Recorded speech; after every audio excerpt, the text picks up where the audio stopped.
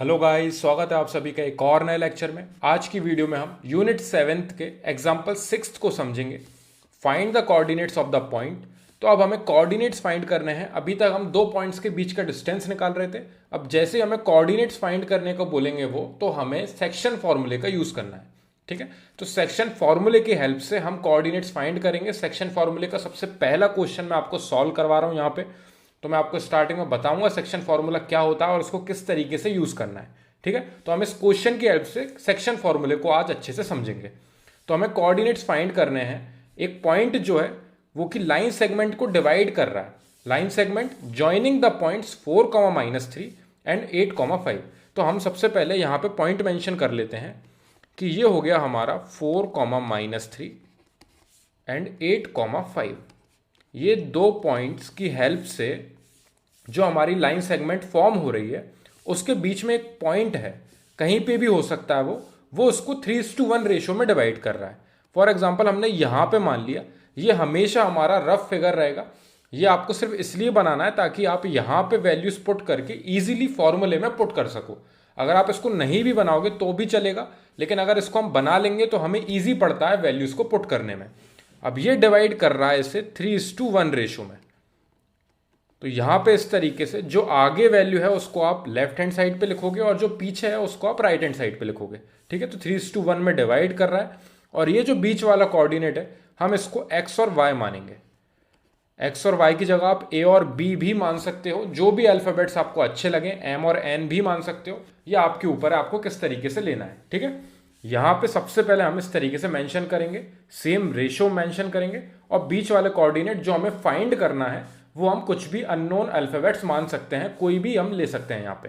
ठीक है, अब यहाँ पे मैं फॉर्मूले के हिसाब से यहाँ पे एक बार और लिखने वाला हूँ। आगे वाले हमेशा हमारे x1 और y1 होंगे, पीछे वाले कोऑर्डिनेट्स हमारे हमेशा x2 और y2 होंगे। जो हमारा बीच में डिवाइड कर रहा है वो हमारा x और y ही रहेगा। और ये जो रेशो होगा ये m1 और m2 रहेगा। अभी यहां पे हमें 3:1 दिया है, यानी कि 3 और 1 दे रखी है m1 और m2 की वैल्यू। सेम x1 और y1 हमें पता है, x2 एंड y2 भी हमें पता है। ठीक है, और हमें x और y फाइंड करना है। अब यहां से फॉर्मूला किस तरीके से जनरेट हुआ है देखिए। तो यहां पे हमें x की वैल्यू फाइंड करने के लिए, जब भी हमें x की वैल्यू फाइंड करनी है तो हमें इसका मल्टीप्लाई पहले x2 में करना है। याद रखना, जो हमारा m1 है उसका मल्टीप्लाई अपोजिट साइड में होगा, उस साइड, और m2 का इस साइड होगा मल्टीप्लाई। यानी कि m1 का मल्टीप्लाई होगा x2 में, बीच में आएगा पॉजिटिव साइन। देन m2 का मल्टीप्लाई होगा x1 में एंड डिवाइड में आएगा हमारा इन दोनों का सम, यानी कि m1 प्लस m2। ये किस तरीके से जनरेट हुआ ये थोड़ा टफ है, आपको इस समय सीखने की कोई जरूरत नहीं, क्योंकि आपको वो डेरिवेशन नहीं देने वाले हैं। अगर आपको वो फॉर्मूला ड्राइव करने को बोलते तो मैं आपको सिखाता। यहाँ पे फालतू टाइम वेस्ट करने का कोई भी पॉइंट नहीं है, क्योंकि हमारे बोर्ड्स एग्जामिनेशन बहुत पास में है। तो अभी हमारे लिए इंपॉर्टेंट है हम इस फॉर्मूले को किस तरीके से यहाँ पे पुट करते हैं, याद किस तरीके से करते हैं, वो बहुत इंपॉर्टेंट है। तो याद रखना, जो आगे वाला रेशियो है उसका मल्टीप्लाई अपोजिट साइड में, दूर की साइड में जो हमारी वैल्यू है उससे मल्टीप्लाई होगा। बीच में पॉजिटिव साइन, m2 का x1 में होगा, देन नीचे इन दोनों का सम। तो याद रखना, सबसे पहले आप इन दोनों के सम को नीचे लिख ही देना। आप एक अपॉन का साइन बनाना, ऊपर जब भी आपको लिखना हो तो 1 वाले का 2 वाले में मल्टीप्लाई होना है, सेम 2 वाले का 1 वाले में मल्टीप्लाई होना है, और बीच में आएगा एडिशन का साइन। सेम इस तरीके से y की वैल्यूज भी निकलेंगी। y is equal to m1 की बाद यहां पे x2 की जगह पे अब आ जाएगा y2, फिर positive sign m2 into y1 और अपॉन में m1 प्लस m2। बस हमें यहां पे वैल्यूज पुट करते ही x और y, यानी कि ये दोनों कोऑर्डिनेट्स की वैल्यू मिल जाएगी। ठीक है, बस सबसे इंपॉर्टेंट यही है याद रखने के लिए कि ये जो 1 वाला पार्ट है इसका मल्टीप्लाई 2 वाली वैल्यू से होना है। यानी कि जब हम y निकालेंगे तो m1 का y2 में मल्टीप्लाई होगा, और जब हम x की वैल्यू निकालेंगे तो m1 का x2 में मल्टीप्लाई होगा। ठीक है। और ये एरोज बना लेना, अगर आपको थोड़ा भी डिफिकल्ट लग रहा हो कि इसको हम समझ नहीं पा रहे हैं या फिर हमें थोड़ा सा मिस हो सकता है यहाँ से, तो हम इस तरीके से एरोज बना लेंगे। तो हम यहाँ पे जैसे एग्जामिनेशन में इन एरोज को देखेंगे तो हमें पता रहेगा कि ये 1 वाले पार्ट का 2 वाले में मल्टीप्लाई होकर हम यहाँ पे लिखेंगे, बीच में पॉजिटिव साइन, m2 की वैल्यू को हम x1 में मल्टीप्लाई करके यहाँ पे लिखेंगे और इन दोनों का सम नीचे आएगा ही हमारे।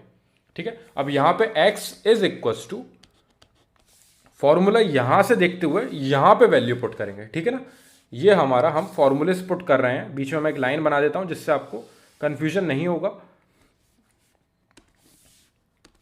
Then x is equal to m1 की वैल्यू, m1 की वैल्यू हमारी है 3।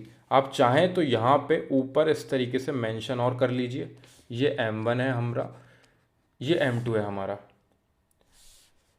ये x1, ये y1, ये x2, ये y2,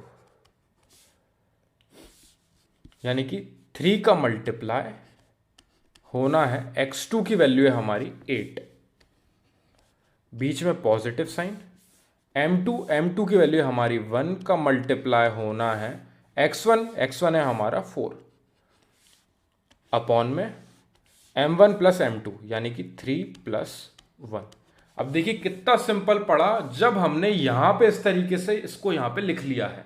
और ये एरोस बनाने से हमारे लिए इतना सिंपल पड़ा कि हम डायरेक्टली फॉर्मूला इस तरीके से लिख लेंगे यहां पे, और यहां से इस साइड वैल्यूज पुट करने के लिए हम नीचे यहां पे मेंशन कर लेंगे x1 y1 x2 y2 and m1 and m2, और फिर हम यहां पे वैल्यूज पुट करते चले जाएंगे। तो डायरेक्टली हमें बस मल्टीप्लाई करके ऐड करने का पार्ट बचेगा, यानी कि x इज इक्वल टू हमारा यहां पे हुआ 24 प्लस 1 का मल्टीप्लाई 4 में यहाँ पे हमारा हुआ 4, अपॉन में 3 और 1 ऐड होके यहाँ पे 4 हो गए, is equal to 28 divided by 4, यानी कि आ गया है हमारा 7, यानी x इज इक्वल टू 7। हमारी x की वैल्यू आ चुकी है 7।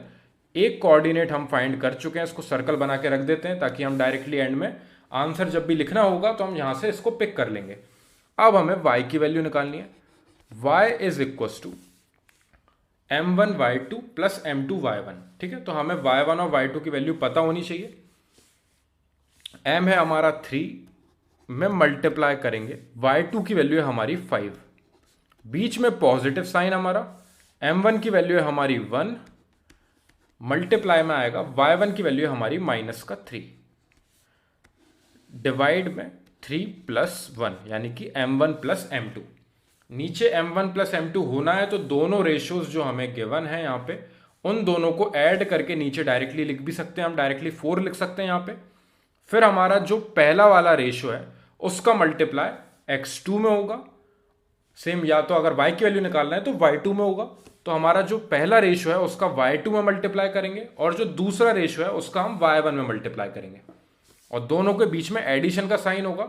फिर हम इसको यहां से सिंप्लीफाई करेंगे, यानी कि y इज इक्वल टू हमारा यहां पे हुआ 15 एंड -3 का 1 में मल्टीप्लाई करेंगे तो हमारा -3 आएगा, तो साइन हमारा बीच में नेगेटिव हो चुका है, और डिवाइड में हमारा है 3 प्लस 1 यानी कि 4, यानी कि 15 में से 3 गए तो हमारे 12 बचेंगे, डिवाइडेड बाय 4, ये कैंसिल हो गया है 3 टाइम्स, यानी कि y की वैल्यू आ चुकी है हमारी 3। x आ चुका था हमारा 7, y आ चुका है 3, तो हमारे जो कोऑर्डिनेट्स हैं, हमारे कोऑर्डिनेट्स आ चुके हैं 7,3। x की वैल्यू हम आगे लिखते हैं, y वाली वैल्यू हम पीछे लिखते हैं। ठीक है, यानी कि हम ये हमारा ये फाइनल आंसर होगा, ये कोऑर्डिनेट हमारा एंड होगा यहाँ पे क्वेश्चन का। इसको आप यहाँ पे भी मेंशन कर सकते हो 7,3 आप चाहो तो। इस तरीके से ये हमारा सॉल्यूशन यहाँ पे होता है कंप्लीट। ये होता है हमारा सेक्शन फॉर्मूला x और y को फाइंड करने के लिए। x के लिए आप अलग से लगाओगे, y के लिए आप अलग से लगाओगे। x वाले को फाइंड करने में आपको x2 और x1 के यूज होगा, y की वैल्यू फाइंड करने के लिए आपको y2 y1 का यूज होगा। तो जब भी आप x की वैल्यू फाइंड करो तो आपको आगे वालों से मतलब है। ठीक है, m1 और m2 आपके दोनों में यूज होंगे। तो जब हम x की वैल्यू फाइंड करेंगे तो हमारे आगे वाले कोऑर्डिनेट हमें हेल्प करेंगे, जब हम y की वैल्यू फाइंड करेंगे तो पीछे वालों से हमें मतलब रहेगा। तो हम आगे वालों को बिल्कुल भी नोटिस नहीं करेंगे, उनको वहां पे छुपा देंगे, यहाँ पे हम सिर्फ पीछे वालों पे ध्यान देंगे। इस तरीके से हम x और y की वैल्यू फाइंड करते हैं। कोई भी डाउट हो अगर आपको इस क्वेश्चन में, क्वेश्चन नंबर है हमारा ये यूनिट 7 का एग्जाम्पल 6।